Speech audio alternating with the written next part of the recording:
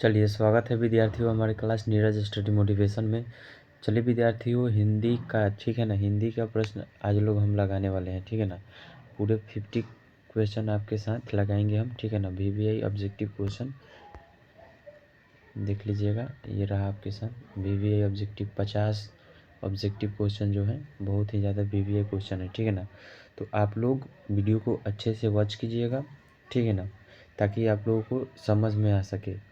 और 50 क्वेश्चन इसमें से आपको कम से कम 10 या 12 क्वेश्चन इसमें से आने की संभावना है, ठीक है ना। चलिए विद्यार्थियों, हम देख लेते हैं अपना पहला प्रश्न।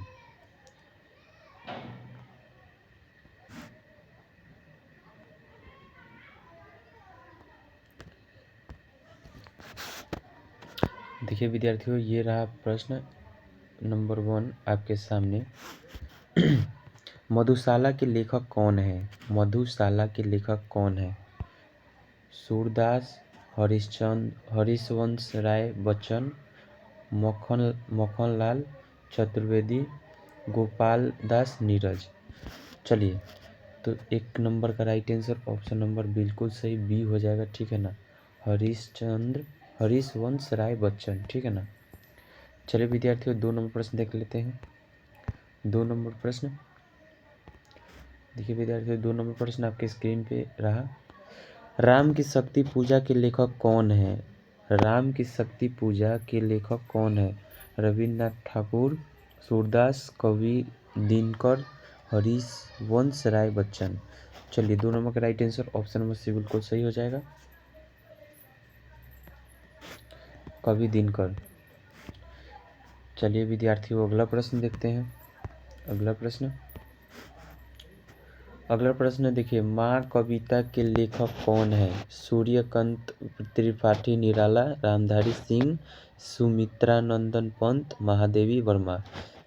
चलिए, इसका right answer option number A बिल्कुल सही हो जाएगा, ठीक है ना। Suryakant Tripathi Nirala, right answer option number A बिल्कुल सही हो जाएगा। चलिए विद्यार्थियों, 4 नंबर क्वेश्चन देख लेते हैं। 4 नंबर क्वेश्चन देखिए विद्यार्थियों, 4 नंबर प्रश्न देखिए। आत्मदीप कविता के लेखक कौन है? आत्मदीप कविता के लेखक महादेवी वर्मा है। कौन है? महादेवी वर्मा। चलिए विद्यार्थियों, अगला प्रश्न देखते हैं। 5 नंबर प्रश्न देखिए विद्यार्थियों। 5 नंबर प्रश्न ये रहा स्क्रीन पे। कठिन समस्या कविता के लेखक कौन है? कठिन समस्या कविता के लेखक कवि नागार्जुन है। चलिए विद्यार्थियों, 6 नंबर क्वेश्चन देख लेते हैं। 6 नंबर प्रश्न देखिए। तुलसीदास का जन्म स्थान क्या था? तुलसीदास का जन्म स्थान क्या है? तो चलिए, इसका राइट आंसर ऑप्शन नंबर बिल्कुल सही हो जाएगा, अयोध्या। क्या था? अयोध्या। चलिए अगला प्रश्न 7 नंबर प्रश्न देखिए विद्यार्थियों। हिंदी भाषा के राजभाषा का दर्जा कब मिला?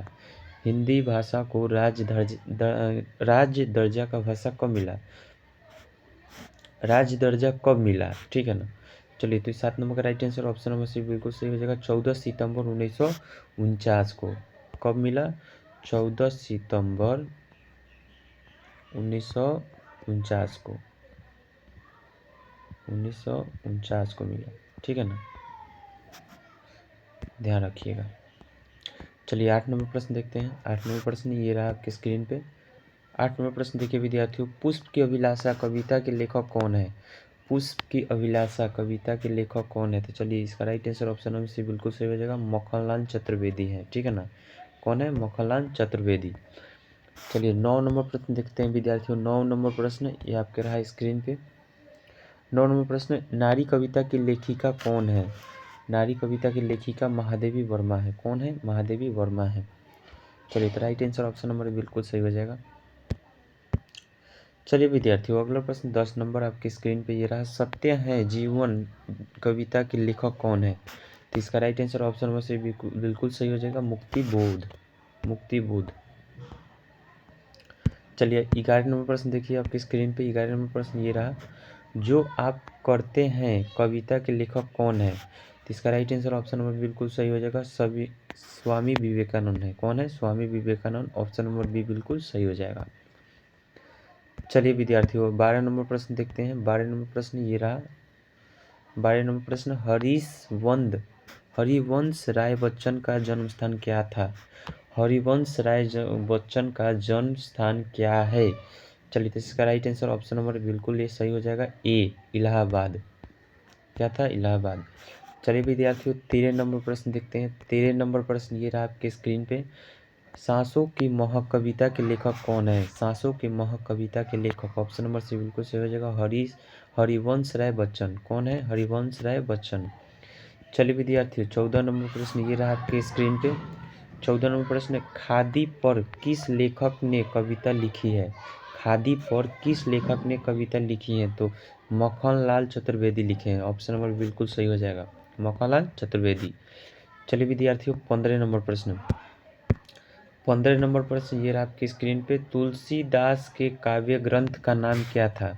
तो तुलसीदास का काव्य ग्रंथ का नाम श्री रामचरितमानस था। सबसे फेवरेट इनका ग्रंथ जो था वो यही था, रामचरितमानस। ठीक है ना, तो याद रखिएगा, परीक्षा में पूछा जा सकता है।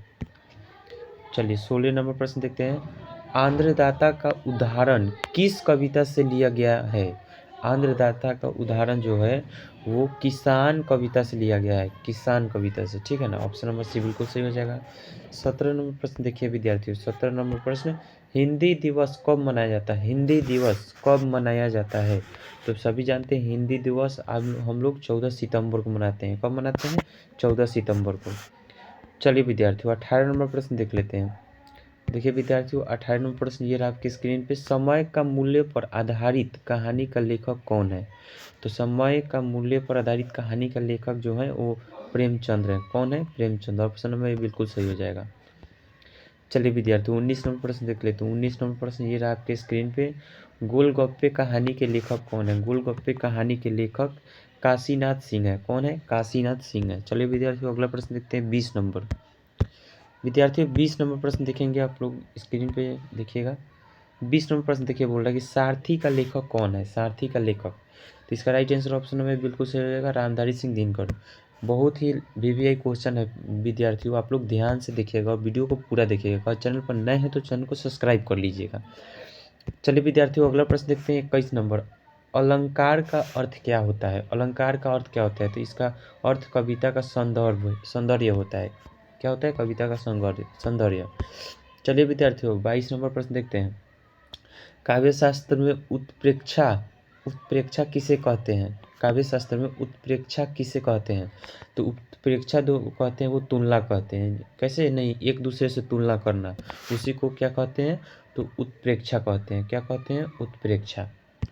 चलिए विद्यार्थियों, अगला प्रश्न 23 नंबर। 23 नंबर प्रश्न देखिएगा विद्यार्थियों। देखिए 23 नंबर प्रश्न ये रहा आपकी स्क्रीन पे। श्रृंगारी रस में कौन सी भावना होती है? श्रृंगारी रस में कौन सी भावना होती है? चलिए विद्यार्थियों, तो श्रृंगारी रस में आपका शांति का भावना होता है। ठीक है ना, सॉरी शांति नहीं होगा, श्रृंगारी प्रेम हो जाएगा, प्रेम। ये ऑप्शन गलत है, ये सही हो जाएगा, प्रेम। चलिए विद्यार्थियों, 24 नंबर प्रश्न देखते हैं। 24 नंबर प्रश्न ये रहा आपके स्क्रीन पे। काव्य में अनुप्रास अलंकार क्या होता है? काव्य में अनुप्रास अलंकार क्या होता है? तो इसका राइट आंसर ऑप्शन नंबर बिल्कुल सही हो जाएगा, समान ध्वनि का मेल। चलिए विद्यार्थियों, अगला प्रश्न देखते हैं 25 नंबर। 25 नंबर प्रश्न देखिए विद्यार्थियों, आपके स्क्रीन पे रहा।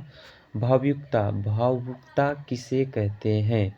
तो भावुकता जो है वो तीव्र रूप से कोई भावना महसूस करना, उसे भावुकता कहते हैं। ठीक है ना, ऑप्शन नंबर बिल्कुल सही हो जाएगा। चलिए 26 नंबर प्रश्न ये रहा आपके स्क्रीन पे। काव्य में रूपक अलंकार का उदाहरण क्या है? काव्य में रूपक अलंकार का उदाहरण, right answer option number D बिल्कुल सही हो जाएगा, ए और बी दोनों हो जाएगा, ए और बी, यानी कि सूरज की तरह चमकना और मुंह से निकलता गीत। चलिए विद्यार्थियों, 27 नंबर प्रश्न ये रहा आपके स्क्रीन पे। 27 नंबर प्रश्न देखेंगे विद्यार्थियों। काव्य में विपरीतार्थक अलंकार किसे कहते हैं? काव्य में विपरीतार्थक अलंकार जो है वो ऑप्शन नंबर ए बिल्कुल सही हो जाएगा, किसी भाव के विपरीत प्रभाव का उत्पन्न होना। चलिए 28 नंबर प्रश्न देखेंगे। 28 नंबर प्रश्न ये रहा आपके स्क्रीन पे। 28 नंबर प्रश्न, राजस्थान शब्द की उत्पत्ति किससे हुई? राजस्थान शब्द की उत्पत्ति संस्कृत से हुई। किससे हुई? संस्कृत से हुई। ऑप्शन ए बिल्कुल सही हो जाएगा 28 नंबर का। चलिए विद्यार्थियों अगला प्रश्न देखेंगे 29 नंबर। देखिए विद्यार्थियों 29 नंबर प्रश्न ये रहा आपके स्क्रीन पे, ठीक है ना। क्या काव्य की उत्पत्ति पर एक, चलिए 29 नंबर प्रश्न को ड्रॉप करते हैं, सही से नहीं हुआ है शायद। चलिए 30 नंबर प्रश्न देखते हैं। 30 नंबर प्रश्न ये रहा आपकी स्क्रीन पे, ब्रह्मा का अर्थ किससे जुड़ा होता है? ब्रह्मा का अर्थ किससे जुड़ा जाता है? तो परमात्मा को। किससे जुड़ा जाता है? तो परमात्मा से। चलिए 31 नंबर प्रश्न ये रहा आपकी स्क्रीन पे विद्यार्थियों। 31 नंबर प्रश्न, ध्वनि का अर्थ काव्य में क्या होता है? ध्वनि का अर्थ काव्य में क्या होता है? चलिए तो ध्वनि का अर्थ काव्य में रस का प्रभाव, रस का प्रभाव, ठीक है ना। चलिए विद्यार्थियों अगला प्रश्न 32 नंबर। 32 नंबर प्रश्न आपके स्क्रीन पे ये रहा।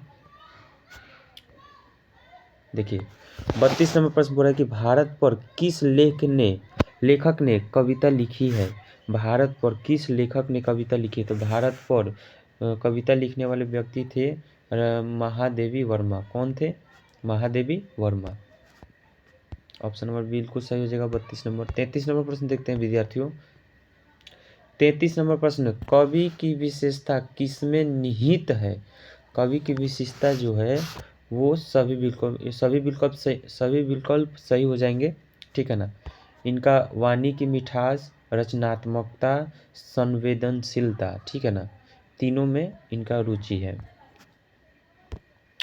चलिए विद्यार्थियों 34 नंबर प्रश्न देखेंगे। 34 नंबर प्रश्न ये रहा आपके स्क्रीन पे, तुलसी का वास्तविक नाम क्या था? तुलसी का वास्तविक नाम क्या था? तो तुलसी का वास्तविक नाम तुलसीदास था। क्या था? तुलसीदास था। चलिए विद्यार्थियों अगला प्रश्न देखते हैं। अगला प्रश्न ये रहा आपके स्क्रीन पे। अगला प्रश्न ये रहा आपके स्क्रीन पे, अतिथि देवो भव का संबंध किस धर्म से है? अतिथि देवो भव किस का संबंध किस धर्म से है? तो इसका संबंध जो है हिंदू धर्म से, ठीक है ना। नहीं बोलते हैं कि अतिथि आए तो उनको बोलते हैं अतिथि देवो भव, यानी कि अतिथि जो होते हैं वो भगवान के समान होते हैं, इसका ये मतलब हुआ, ठीक है ना। चलिए विद्यार्थियों अगला प्रश्न देखते हैं 36 नंबर। 36 नंबर प्रश्न ये रहा आपकी स्क्रीन पे, काव्य में नीति का स्थान किसमें होता है? काव्य में नीति का स्थान किसमें होता है? चलिए तो इसका नीति काव्य हो जाएगा। Right answer option number C बिल्कुल सही हो जाएगा। चलिए विद्यार्थियों आप लोग वीडियो को पूरा देखिएगा, चैनल पर नए हैं तो चैनल को सब्सक्राइब जरूर कर लीजिएगा विद्यार्थियों, ठीक है ना, आप लोग से रिक्वेस्ट है। चलिए विद्यार्थियों अगला प्रश्न देखते हैं 37 नंबर। 37 नंबर प्रश्न विद्यार्थियों देखेंगे आप लोगों के सामने, ये रहा स्क्रीन पे, हिंदी साहित्य का आरंभ किस समय से माना जाता है? हिंदी साहित्य का आरंभ जो है वो मध्यकाल से माना जाता है। कौन सा काल से माना जाता है? मध्यकाल से। चलिए विद्यार्थियों आप लोग अच्छे से लगाइएगा, ठीक है ना। चलिए विद्यार्थियों अगला प्रश्न 38 नंबर, साहित्य का अर्थ क्या होता है? साहित्य का अर्थ जो होता है वो लिखी गई रचना है, ठीक है ना, लिखी गई रचना होता है। क्या होता है? लिखी गई रचना। चलिए विद्यार्थियों 29 नंबर प्रश्न देखेंगे। 29 नंबर प्रश्न ये रहा आपके स्क्रीन पे विद्यार्थियों, ठीक है ना। चलिए 29 नंबर प्रश्न देखिए, हमसे क्या बोले कि चित्र काव्य में क्या होता है? चित्र काव्य में क्या होता है? तो दृश्यमकता होता है। क्या होता है? दृश्यमकता। चलिए विद्यार्थियों 40 नंबर प्रश्न देखेंगे। 40 नंबर प्रश्न ये रहा आपके स्क्रीन पे, ठीक है ना। 40 नंबर प्रश्न ये है, काव्य रस में मुख्यतः कौन सा तत्व समाहित होता है? काव्य रस में मुख्यतः कौन सा तत्व समाहित होता है? ऑप्शन नंबर ए संगीत, ऑप्शन नंबर बी प्रेम, ऑप्शन नंबर सी भक्ति, ऑप्शन नंबर डी भावना। चलिए तो इसका right answer option number D बिल्कुल सही हो जाएगा, भावना। क्या होता है? भावना। चलिए विद्यार्थियों अगला प्रश्न देखेंगे 41 नंबर। 41 नंबर प्रश्न ये रहा आपके स्क्रीन पे, ठीक है ना। उपन्यास का वास्तविक जन्म कहाँ हुआ था? उपन्यास का वास्तविक जन्म कहाँ हुआ था? तो उपन्यास का वास्तविक जन्म जो होता है वो इंग्लैंड में हुआ था। कहाँ पे हुआ था? इंग्लैंड में हुआ था। चलिए विद्यार्थियों 42 नंबर प्रश्न देखेंगे। चलिए विद्यार्थियों 42 नंबर प्रश्न ये रहा आपके स्क्रीन पे, थोड़ा सा जूम आउट कर लेते हैं। चलिए विद्यार्थियों जो 42 नंबर प्रश्न ये रहा आपके स्क्रीन पर, ठीक है ना, आप लोग अच्छे से देखिएगा। प्राकृतिक और प्रकृतिवाद पर आधारित किस काव्य में उल्लेख मिलता है? चलिए तो 42 नंबर का राइट आंसर ऑप्शन नंबर आपका ए बिल्कुल सही हो जाएगा, ठीक है ना। सुमित्रानंद पंत के काव्यों में मिलता है, ठीक है ना। सुमित्रानंद पंत के काव्य में आपको प्राकृतिकवाद और प्रकृति पर आधारित काव्य मिल जाएगी, ठीक है ना। चलिए विद्यार्थियों अगला प्रश्न देखेंगे 43 नंबर। 43 नंबर प्रश्न विद्यार्थियों देखेंगे। 43 नंबर प्रश्न देखिए हमसे क्या बोल रहा है, ये रहा आपके स्क्रीन पे। 43 नंबर प्रश्न, हिंदी के किस लेखक को काव्य के नायक कहा जाता है? हिंदी के किस लेखक को काव्य के नायक कहा जाता है? तो हिंदी के लेखक, हिंदी के नायक कहा जाता है। 43 नंबर का right answer option number D बिल्कुल सही हो जाएगा, जयशंकर प्रसाद को कहा जाता है। किनको कहा जाता है? जयशंकर प्रसाद को। चलिए right answer option number D बिल्कुल सही हो जाएगा। चलिए विद्यार्थियों 44 नंबर प्रश्न ये रहा आपके स्क्रीन के सामने, ठीक है ना। 44 नंबर प्रश्न देखिए, बोला कि काव्य शास्त्र में किसका अध्ययन किया जाता है? काव्य शास्त्र में किसका अध्ययन किया जाता है? तो कविता का संरचना, कविता का संरचना का अध्ययन किया जाता है। ऑप्शन नंबर बिल्कुल सही हो जाएगा। 45 नंबर क्वेश्चन देखते हैं। 45 नंबर क्वेश्चन ये रहा आपके स्क्रीन के सामने। नारी के बारे में महादेवी वर्मा का कथन कौन सा है? नारी के बारे में महादेवी वर्मा का कथन कौन सा है? चलिए तो नारी का कोमलता, ऑप्शन नंबर बिल्कुल सही हो जाएगा, नारी का कोमलता। ऑप्शन नंबर बी बिल्कुल सही हो जाएगा। चलिए 46 नंबर प्रश्न देखते हैं विद्यार्थियों। 46 नंबर प्रश्न ये रहा आपके स्क्रीन पे। शहर और गांव के बीच के अंतर को किसने व्यक्त किया? शहर और गांव के बीच के अंतर को किसने व्यक्त किया? तो इसका right answer option number A बिल्कुल सही हो जाएगा, प्रेमचंद्र। कौन किए थे? प्रेमचंद्र। चलिए विद्यार्थियों अगला प्रश्न देखेंगे 47 नंबर। 47 नंबर प्रश्न, विचार के संबंध में काव्य में क्या स्थान है? विचार के संबंध में काव्य में क्या स्थान है? भावना, तर्क, सामाजिक दृष्टिकोण, सत्य। चलिए 47 नंबर का right answer option number B बिल्कुल सही, बी हो जाएगा, तर्क, ठीक है ना। चलिए अगला प्रश्न देखते हैं। अगला प्रश्न 48 नंबर। 48 नंबर प्रश्न विद्यार्थियों आपके स्क्रीन पर ये रहा। सुमित्रानंद पंत का संबंध किस साहित्यिक आंदोलन से था? हिंदी साहित्य आंदोलन, चाय साहित्य आंदोलन, छायावाद, प्रगतिवाद। चलिए 48 नंबर का राइट आंसर ऑप्शन नंबर बिल्कुल सी सही हो जाएगा, छायावाद, ठीक है ना। चलिए विद्यार्थियों 49 नंबर प्रश्न देखिए आपकी स्क्रीन पे ये रहा। 49 नंबर प्रश्न, लक्ष्य शब्द से साहित्य में क्या अर्थ है? लक्ष्य शब्द से साहित्य में क्या अर्थ है? तो उद्देश्य नहीं, आप लोग कोई लक्ष्य मतलब साधते हैं, यानी कि आपका कोई उद्देश्य जरूर होता है, ठीक है ना। वही बोल रहा है कि लक्ष्य शब्द से साहित्य में क्या अर्थ है? तो उद्देश्य। चलिए विद्यार्थियों आज का लास्ट क्वेश्चन देखेंगे, ठीक है ना। 50 नंबर देखिए, 50 नंबर क्वेश्चन बोल रहे कि विद्यार्थी जीवन पर आधारित किस लेखक ने रचनाएं लिखी हैं? विद्यार्थी जीवन पर आधारित किस लेखक ने रचनाएं लिखी हैं? तो विद्यार्थी जीवन पर आधारित रचनाएं जो हैं वो लेखक लिखे हैं पंडित जवाहरलाल नेहरू, पंडित जवाहरलाल नेहरू। और right answer option number B बिल्कुल सही हो जाएगा। ठीक है विद्यार्थियों आज के लिए इतना ही, ठीक है ना। हम लोग कितना क्वेश्चन किए? 50 क्वेश्चन किए, ठीक है ना। 50 क्वेश्चन में से कम आपको यहाँ से 10 या 12 क्वेश्चन, ठीक है ना, 10 या 12 क्वेश्चन यहाँ पे आपको देखने को मिल जाएंगे 2025 बोर्ड एग्ज़ाम के, 2025 में, ठीक है ना। तो आप लोगों से एक रिक्वेस्ट मैं करना चाहूँगा, ठीक है ना, कि आप लोग वीडियो को पूरा देखिएगा।